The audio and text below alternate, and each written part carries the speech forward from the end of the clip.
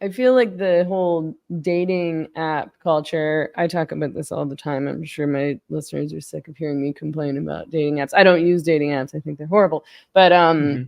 it's the perfect way to make dating completely one dimensional and superficial. You're really not having any interaction with this person at all on any level. You're just swiping through faces. And, those faces may well not even look like the face of the actual person that you're engaging with on a dating app, right? Right. But I mean, what's what are people doing wrong, or what should they be doing in dating? What should be their focus? What should they be thinking about? Who should they be looking for? What are the red flags? So, I'm turning you into well, a dating expert now. well, listen, I have I have a lot of advice when it comes to stuff like this because I've messed up a lot. And you can learn a lot from your mess ups if you acknowledge that you mess up in the first place.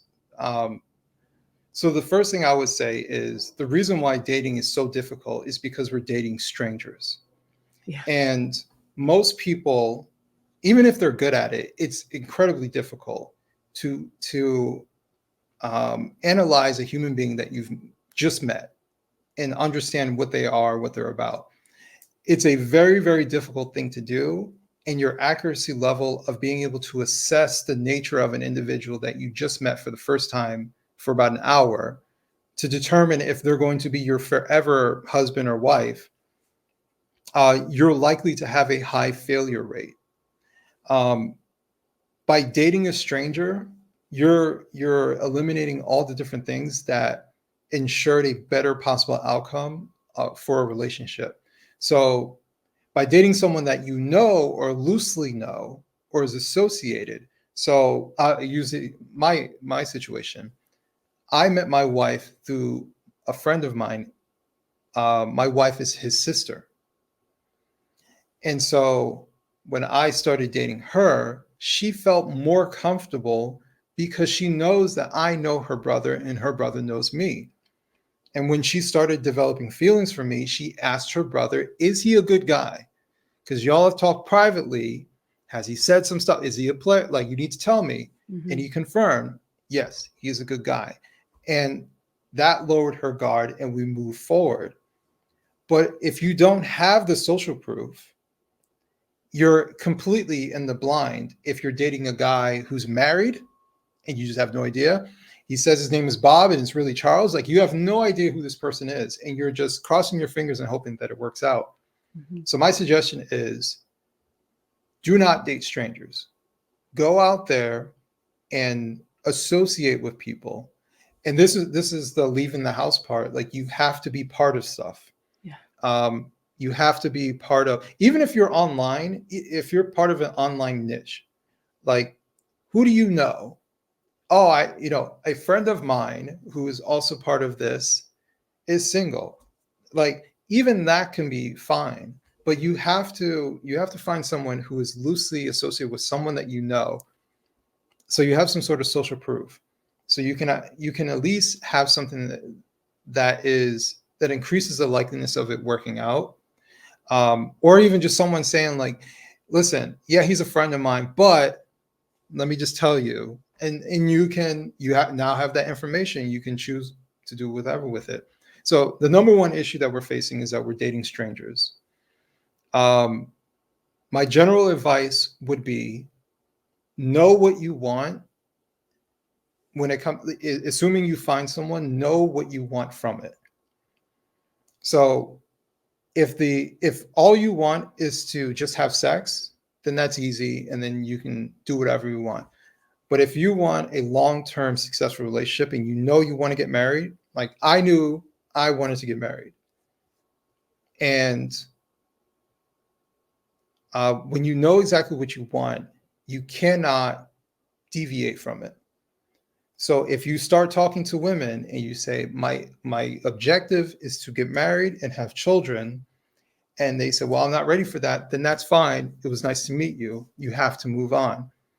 So you have to be strong-willed with moving towards the objective that you want.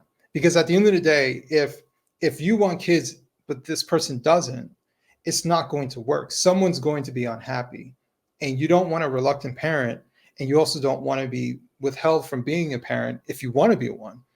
So you have to find someone who wants the same outcome as you. And I think that requires a lot of conversation to happen even early on. And a lot of people say, oh, no, don't bring that up. No, you need to bring that up. Like, you need to bring that up relatively early on. Like, listen, I'm looking for something serious, and this is what I want. Yeah. So let's be clear. And if that scares them away, then that tells you everything. But I would imagine if it's like, if I said I want a Corvette and I meet somebody else and they're like, I want a Corvette too. Like, hey, we can drive the same car. Oh yeah, that sounds good. Like, why would that scare me that we want the same thing? Like, we want the same outcome. We want the same thing. Why would that scare me away? And it would only scare away someone who doesn't want that. So that's why you should say the thing like that. Yeah.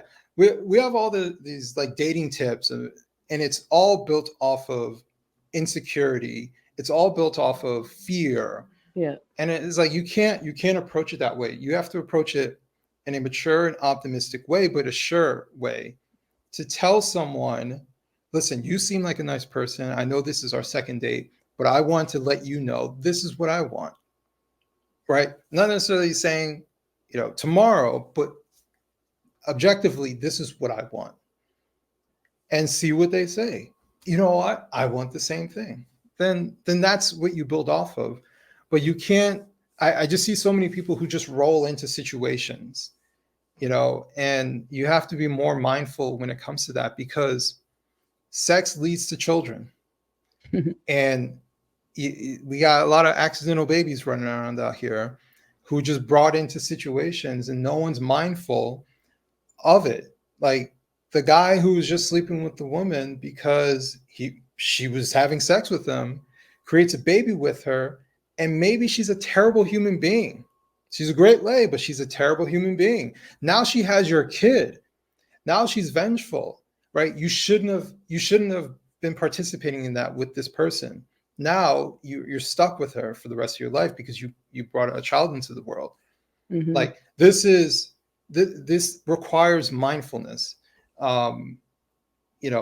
Family planning requires actual planning.